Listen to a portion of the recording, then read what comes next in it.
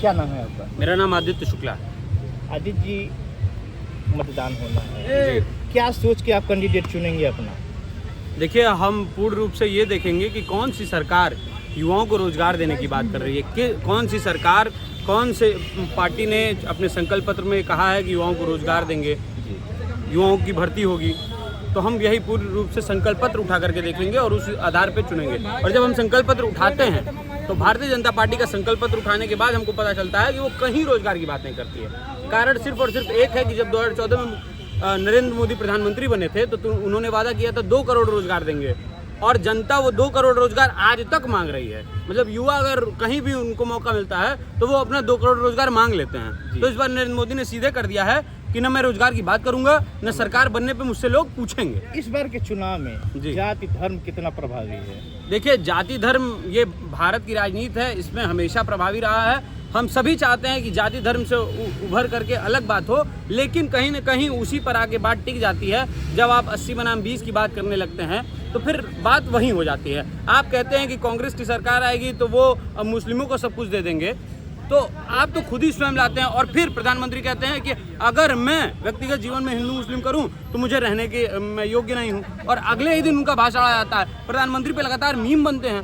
कारण सिर्फ ये है कि प्रधानमंत्री अपनी एक बात पे टिक ही नहीं पाते हैं। वो टेलीप्रॉम्प्टर के सहारे बोलते हैं और टेलीप्रॉम्प्टर उनको डेली अलग अलग बात बताते हैं। नजदीक आते हैं, सियासतदारों के बोल भी बदल गए हैं। अब तीखी भाषा का प्रयोग दोनों पक्षों से हो रहा है। कहाँ तक ये उचित है? इस लोग ये बिल्कुल अनुचित है। हम युवा हैं और हमारी मांग है, हम चाहते हैं कि इस सरकार में ऐसी तरीके से ना हो बातें।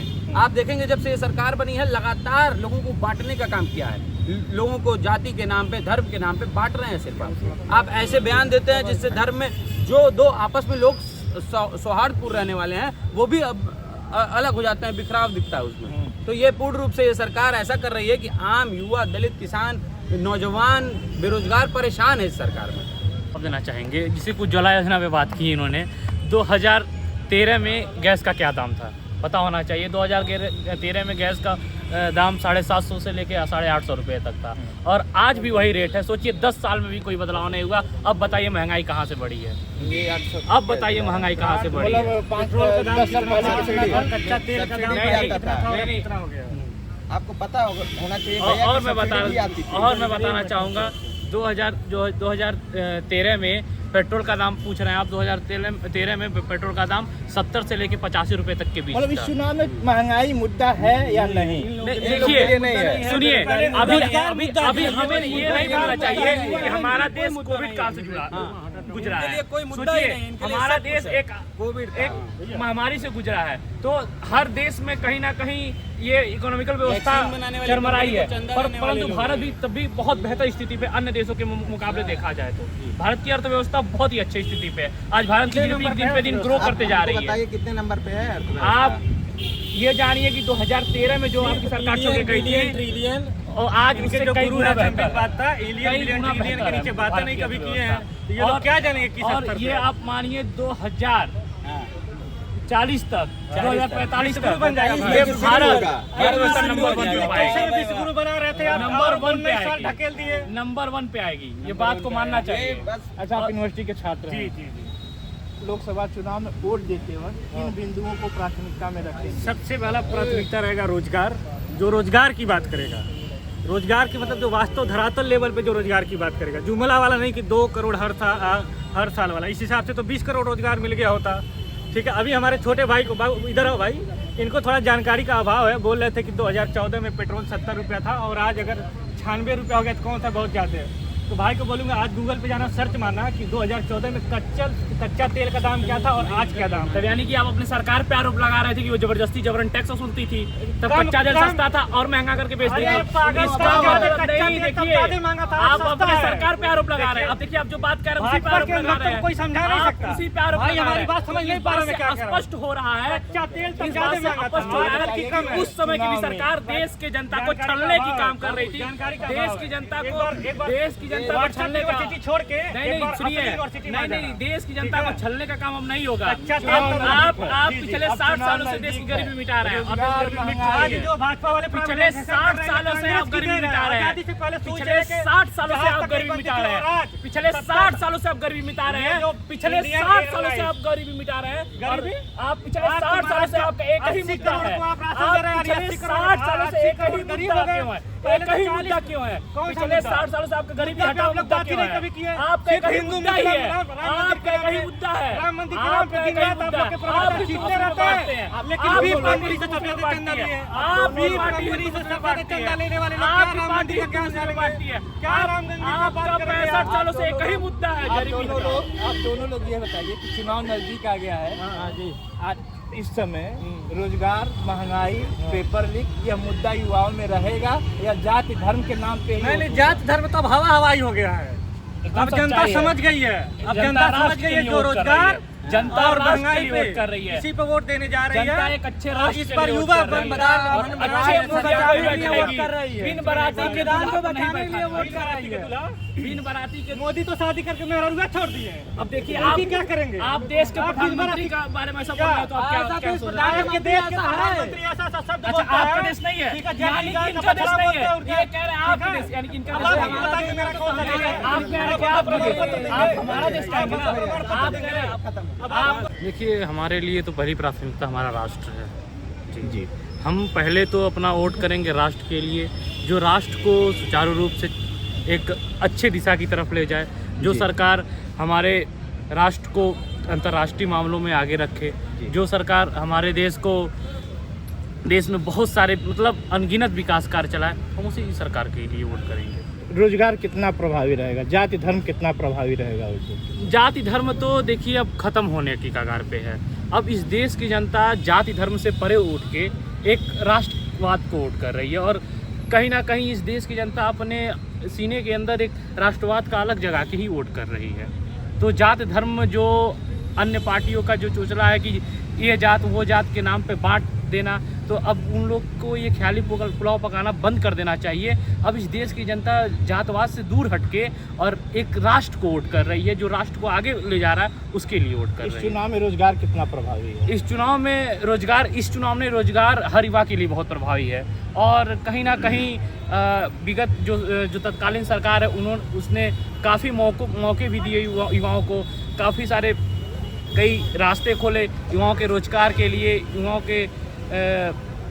युवाओं को स्टार्टअप डालने के लिए। तो आज कल के युवा अपने आत्मनिर्भर युवा हैं, जो किसी पे निर्भर नहीं है। तो आज के आत्मनिर्भर युवा हैं जी, रोज भर्तियाँ निकलती हैं, पेपर लीक हो जाता है, तो कहीं ना कहीं उसकी मार तो युवाओं पे पड़ती है। नहीं, जरूर कितना प्रभावी, कहीं कहीं इसका आक्रोश युवाओं में है। एकदम ये पेपर लीक जो है, ये जो पेपर लीक माफिया, इन पर देख रहे हैं हाई कोर्ट और सुप्रीम कोर्ट कार्रवाई कर रही है, तो इन पे तो एकदम कार्रवाई होनी। और ऐसे जो तत्व हैं इन्हें समाज से निकालना चाहिए।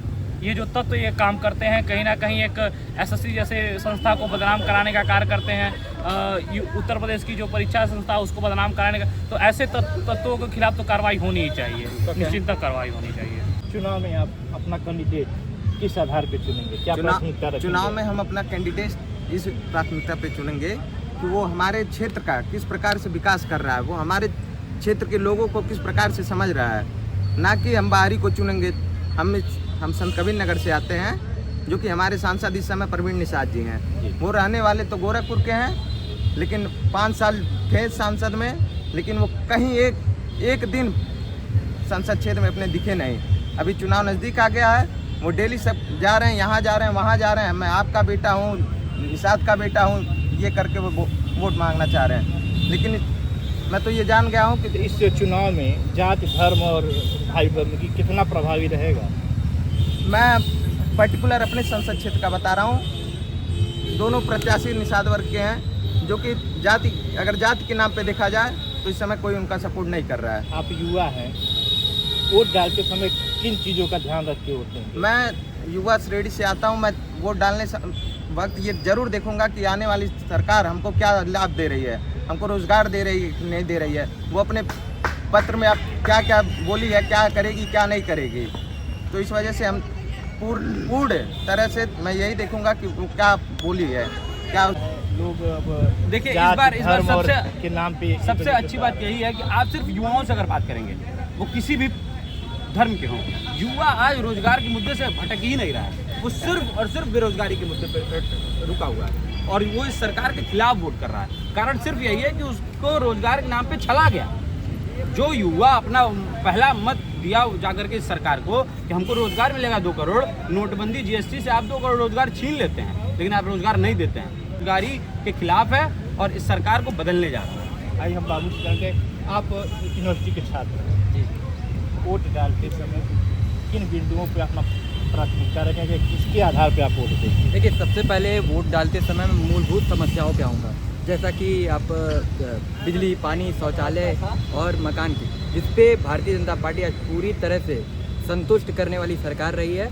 चाहे आप हर घर शौचालय उनका देख लें, ग्रामीण क्षेत्रों में जहाँ माताओं और बहनों को खुले में जाना पड़ता था, उस समस्याओं से निजात दिलाने का काम भारतीय जनता पार्टी की सरकार ने किया। उज्ज्वला योजना, पहले हमारी माताएं बहनें, हमारे ही घर में चूल्हे पे खाना बनता था, धुआं उठता था, उससे माताओं को हृदय में, आँखों में तमाम सारी समस्याएं होती थी। उज्ज्वला योजना के आने के बाद ग्रामीण क्षेत्रों में गरीब महिलाओं को उज्ज्वला योजना के तहत गैस सिलेंडर मिला, जिससे उनकी तमाम सारी समस्याएं हल हुई। और भी आप सारी योजनाएं देखिए, पहले बिजली की समस्याएं समाजवादी सरकार में बहुत रहती थी। हमारे घर में खुद 8 घंटे बिजली रहती थी, शहर की मैं बात कर रहा हूँ, 8 घंटे बिजली रहती थी, और आज देखेंगे तो लगभग 24 घंटे बिजली रहती है। आप रोड देख लीजिए, पहले की सरकारों में रोड कम, गड्ढे ज़्यादा होते थे। आपकी सरकार आप देखिए, लगातार 4 लेन बन रहे हैं, फ्लाईओवर बन रहे हैं लगातार। आप यहाँ से किसी भी बनारस चले जाइए, आपको अच्छा रोड मिल जाएगा। आप यहाँ से किसी भी आप 4 लेन और आपको एक्सप्रेस वे मिल जाएंगे। सवाल उठा, युवा आज रोजगार और पेपर लीक को मुद्दा बनाया हुआ है, आप लोगों के लिए मुद्दा कितना है? रोजगार हमेशा से मुद्दा रहा है, चाहे पहले की भी सरकार रहे हो या वर्तमान सरकार। और जहाँ तक आप पेपर लीक की बात किए, तो हाँ, पेपर लीक में कहीं ना कहीं सरकार या प्रशासन इसमें दोषी और कटघरे में खड़ी है। पर मैं समझता हूँ कि उस पर भारतीय जनता पार्टी सरकार और ये उत्तर प्रदेश सरकार जितनी गंभीरता से उस मुद्दे को लिए, पहले की सरकारों ने नहीं लिया। भाई साहब अभी बोले उज्ज्वला योजना, जो गैस में 500 या 600 का लेता था, वो मैं आज 1100 का ले रहा हूँ। उसके बाद सब्सिडी मिलता था, आज सब्सिडी नहीं मिल रहा है। ये भाई साहब बोले शौचालय 12,000 में कौन आपको बना के देगा? बताइए हमको, 12,000 में आप शौचालय पा रहे हैं। उसके बाद ये बोले घर के लिए 1,25,000 ग्रामीण जो है, 1,25,000 में आप घर बनवा पाएंगे। उसके बाद आपका आके चेक करेगा सेक्रेटरी, उसमें वो 5,000 10,000 लेगा। प्रधान आएगा, प्रधान लेगा 10,000। 1 लाख में आप कहाँ घर बनवा रहे हैं? गैस रख के चूल्हे पे बनाया जाता है खाना। 1100 गरीब कहाँ से लाएगा 1100? आप हमको बताइए ना। पहले सब्सिडी भी आ जाता था बैंक खाते में, प्रेजेंट टाइम में आ ही नहीं रहा है। को आत्मनिर्भर हो जाना चाहिए और सरकार पे भी निर्भर मत रहिए अपने रोजगार के लिए, क्योंकि सरकार तो रोजगार आपको दिला नहीं पाएगी। अगर पेपर कराएगी तो पेपर लीक हो जाएगा। पर सिर्फ एक पेपर नहीं, आरओ का पेपर उठा करके देखिए, वहां से लेकर यूपी पुलिस तक सारे पेपर, उत्तर प्रदेश में पेपर लीक होना युवाओं के लिए कितना प्रभावी है? बहुत ज्यादा। 60 लाख युवा यूपीपी का पेपर भरते हैं और उसमें हर जाति, वर्ग, संप्रदाय के लोग भरते हैं। और 60 लाख से आप गुणा कर लीजिए, अगर एक परिवार में 5 लोग भी हैं तो 3 करोड़ परिवार होते हैं उससे, और 3 करोड़ परिवार प्रभावित होते हैं एक युवा से। युवा अगर उत्तर प्रदेश का है तो वो इलाहाबाद, लखनऊ जाकर के तैयारी करता है, एक छोटे 10 बाई 10 के कमरे में तैयारी करता है, और वो अपने परिजनों को ये विश्वास दिलाता है कि इस बार उसका सिलेक्शन हो जाएगा। लेकिन जब वो पेपर दे करके आता है, वो मिलाता है और वो पाता है कि उसने पूरा सही किया है, उसका सिलेक्शन होना है, 2 दिन के अंदर उसको पता चलता है कि ये सरकार उसके रोजगार के साथ छलावा कर रही है।